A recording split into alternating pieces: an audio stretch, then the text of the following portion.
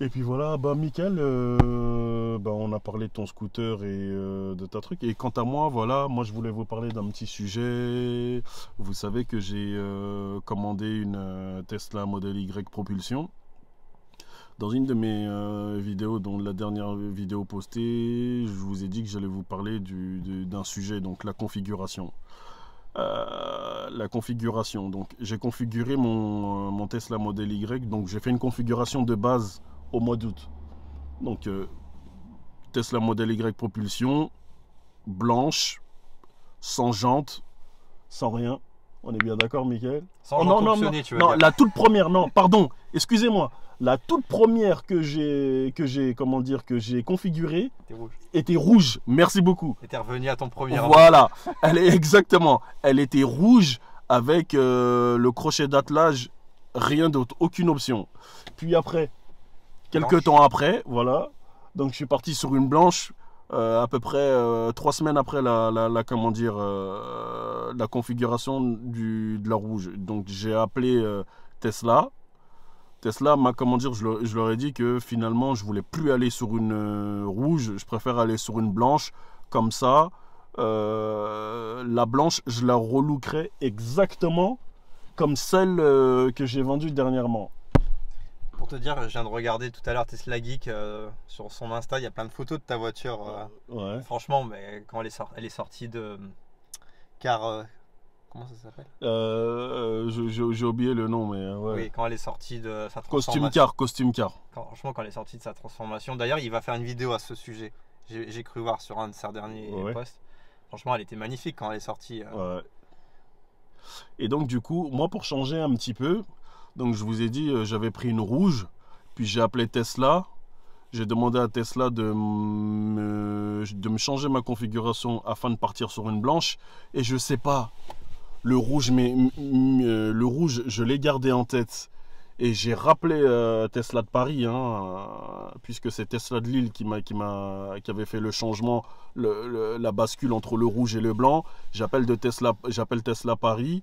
Tesla Paris me dit, non mais monsieur, si vous changez de configuration, vous allez vous retrouver Derrière. en queue de fil. C'est faux. Et exactement, c'est faux. Et je lui ai dit, vous êtes sûr de ce que vous dites? Il me dit, oui, oui, oui, je suis sûr que ce que je dis ici, aujourd'hui, vous changez de configuration. Vous étiez sur une rouge, vous avez changé pour une blanche. Si vous changez encore de couleur, vous allez vraiment vous retrouver en queue de fil. C'est un Théâtre Paris qui m'a dit ça. Je rappelle Lille, hein, Tesla de Lille, et je leur demande ce qu'ils en pensent. Je sais pas, j'ai l'impression qu'en fait, il y a deux Tesla en fait, hein. Moi, je pense. Il y a le Tesla qui va vous dire ce qu'il sait et l'autre Tesla qui va vous dire ce qu'il pense. Tu vois ce que je veux dire? Tu vois, moi j'ai un avis là-dessus, c'est que t'es pas le seul à changer en cours de route, et du coup, eh ben, ce qui fait que s'il y en a plusieurs qui changent, ça se croise, vous voyez ce que je veux dire? T'étais sur la rouge, après tu pars sur la blanche, tu reviens sur la rouge, et bien il y en a d'autres qui font comme toi, donc au final ça pose aucun problème, parce qu'il y a tellement de monde qu'il y a des solutions. Je quoi, les ai j'imagine, appelés qui se- mi-septembre, hein, pour leur demander que en fait, je souhaite revenir sur la couleur initiale de ma toute première commande en propulsion, soit une rouge. Donc on m'a dit, si je changeais d'une blanche, si je passais d'une blanche à une rouge, je risque d'être livré en, comment dire, en janvier, voire en mars. Et je leur ai dit, ben écoutez, ben laissez-moi réfléchir. J'ai raccroché le téléphone. 1 heure après, j'appelais Tesla de Lille. J'ai dit à Tesla de Lille que ça y est, je suis décidé. Enfin, j'avais eu Tesla de Paris, hein. Et je leur ai dit, bon, excusez-moi, je vous rappelle, je souhaite avoir une Tesla rouge. Qu'est-ce que vous pensez par rapport au délai de livraison? Tesla de Lille m'a bien dit, peu importe, hein, que vous changez de couleur, ce qui compte aujourd'hui, c'est votre date de réservation et vous faites partie des tout premiers. J'ai acheté ma Tesla le 27, je crois, le 27 août ou quelque chose comme ça, 26 ou 27 août, je sais plus.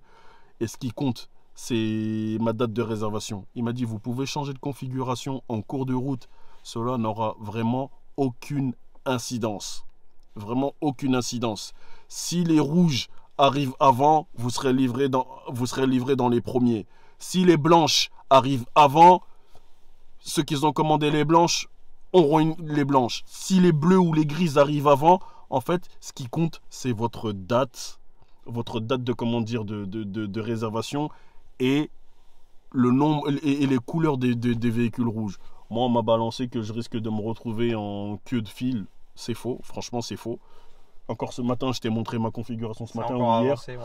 Ma configuration a avancé, donc je suis passé comment dire, de décembre à novembre. Avant ça, j'étais en décembre-mars. Après, j'ai fait mars-novembre. Et là, je me retrouve début novembre. Je pense qu'il y en a qui ont annulé leur réservation. Donc, voilà. Donc là, je me retrouve début novembre. Donc, si tout se passe bien, fin octobre, début novembre. Qui n'arrivent pas à vendre leur modèle 3. Ouais. Qu'ils ont forcément réservé une. Ils ont annulé. Ils ont annulé parce qu'ils n'ont pas réussi à la vendre au prix qu'ils désiraient. Ouais, on a vu une vidéo de ce genre. Il y a un YouTuber qui a sorti une vidéo de ce genre. Et du coup, ça a refait un peu monter les prix. Ouais.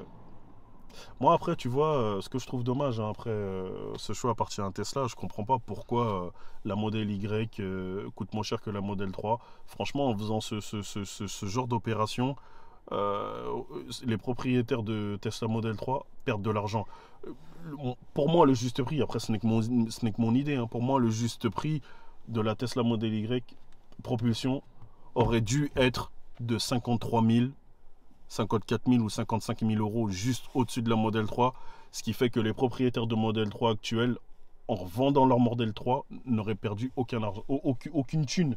T'as des mecs aujourd'hui, ils se retrouvent avec une Model 3 qui coûtait, il y a à peine un mois, qui était estimée à 45 000 euros, aujourd'hui qui est estimée à 35 000 euros.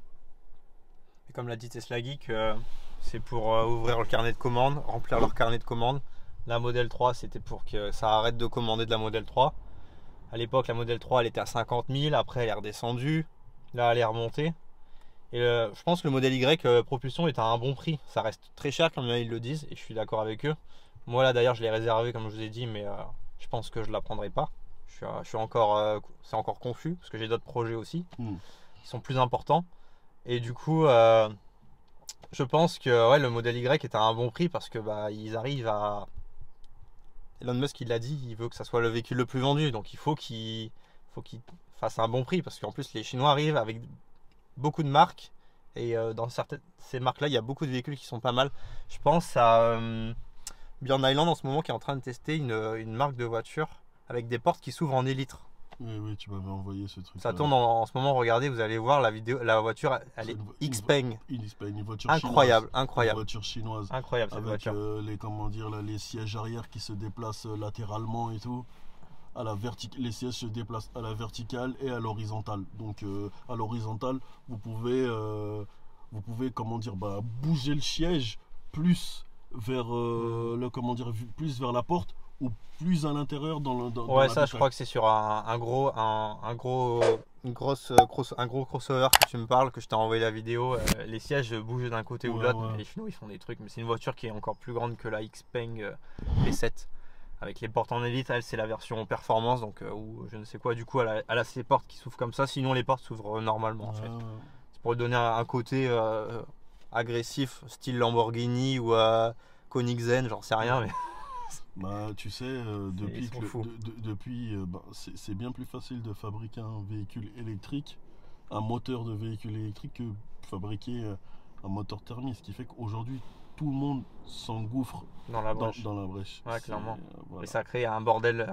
Un bordel monstre. Mais c'est bien pour le consommateur parce qu'au final, ça fait évoluer les produits rapidement. Ouais, c'est bien pour le consommateur. C'est positif pour le C'est bien pour le consommateur, mais si là les dinosaures ne font pas attention, ils vont se faire bouffer tout cru. Hein. Les Européens, ils vont se faire bouffer tout cru. Ouais, ils feront autre chose. Ils vendront des vêtements, je sais pas. Les vêtements Mercedes et BMW, ça existe déjà. Hein. D'ailleurs, j'ai des chaussures BMW, mais.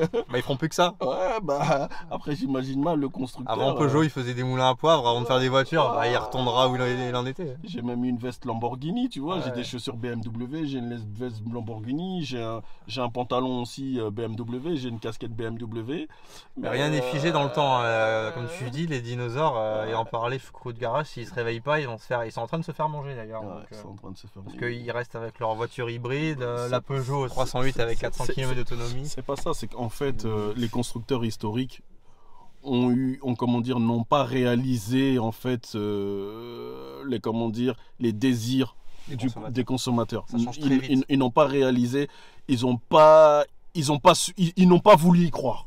C'est comme moi au début, la voiture électrique, j'ai aussi ce côté peur de la panne. Bah, il faut s'y confronter pour comprendre comment ça fonctionne, et on arrive vite à enlever ses doutes, ses peurs, et au final on se rend compte que le positif l'emporte sur le négatif. Ouais. Bon, Mickaël, la vidéo elle dure là on a dépassé les 30 minutes. On fera des coupes.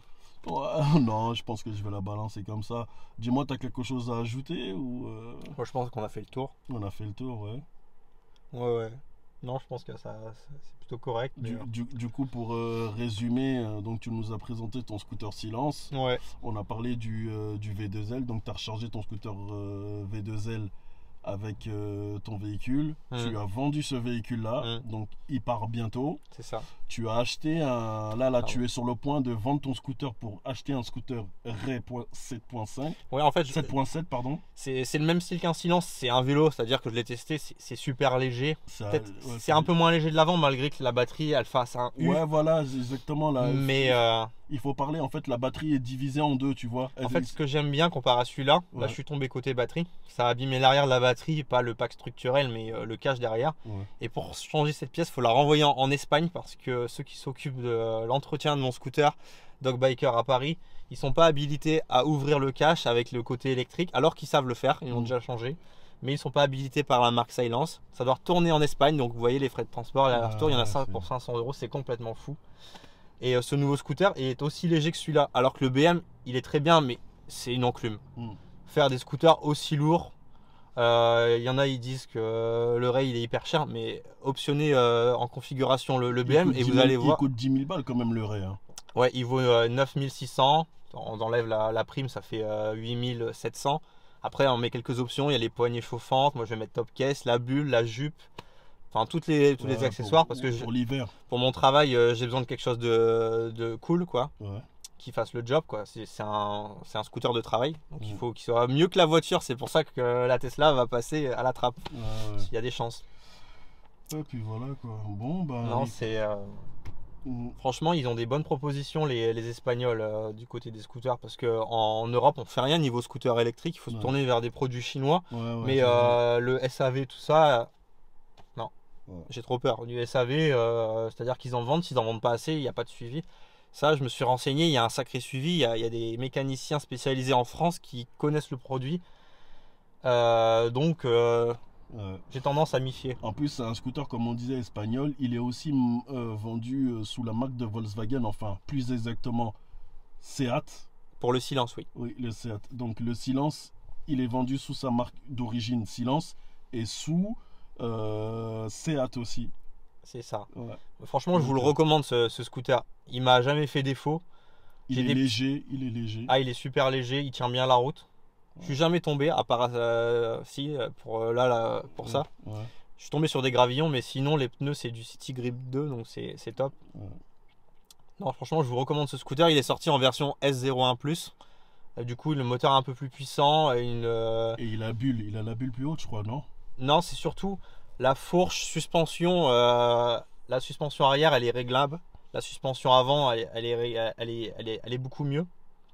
Il y a aussi, qu'est-ce qu'il y a d'autre? Le moteur, oui, est un peu plus puissant. Enfin, il est beaucoup mieux. Rappelle-nous, tu fais combien? Tu fais 100 km avec, c'est ça? On peut faire plus de 100 km si on fait pas que du périph', on les fait largement. Parce que moi, ce que j'ai constaté avec la BMW CE04, elle est donnée pour à peu près 115 km, donc ça change pratiquement pas. Alors que celle de la BM, si je me trompe pas, la taille de la batterie, c'est presque une taille de... C'est presque 14 kWh, je crois. Il me semble que c'est moins. Non pas une grosse batterie. Il est donné à 100 km en version A1, comme moi là. Et en A2, il est donné pour 130 km. La batterie est un peu plus grosse, pourtant il est au même prix. Et la batterie, non, c'est pas une très grosse batterie, c'est un scooter qu'ils appellent ça de commuting entre le travail et chez soi. Ah, j'ai beaucoup potassé le sujet niveau chiffres, ça me connaît. Ah non, la batterie est de... Ça fait même pas 10. Ouais, ça fait non, 7, non. dans les 7 ou 8. Dans les 7-8, oui. C'est pas plus rond que le Ray. Mais comme il est beaucoup plus lourd, là, le Ray, niveau autonomie, il le marre. J'avais le chiffre en tête parce que je me souviens, j'avais commenté la vidéo que je n'ai jamais postée sur ma chaîne YouTube, je l'ai commenté et je me souviens que de tête, oui, je crois qu'elle fait 7,7 ou 8,8, quelque chose comme ça, taille de la batterie du scooter. Après, ça suffit, parce qu'il charge en 6 kW, quelque chose comme ça. Mais une option pareille qui est à 1200 €. Il y a une option charge rapide aussi. Voilà, l'option charge rapide, c'est pareil, elle est à 900 €. On passe de 1,8 à 3,2. Bon, Mickaël, on va s'arrêter là parce que là, ça fait 40 minutes bientôt.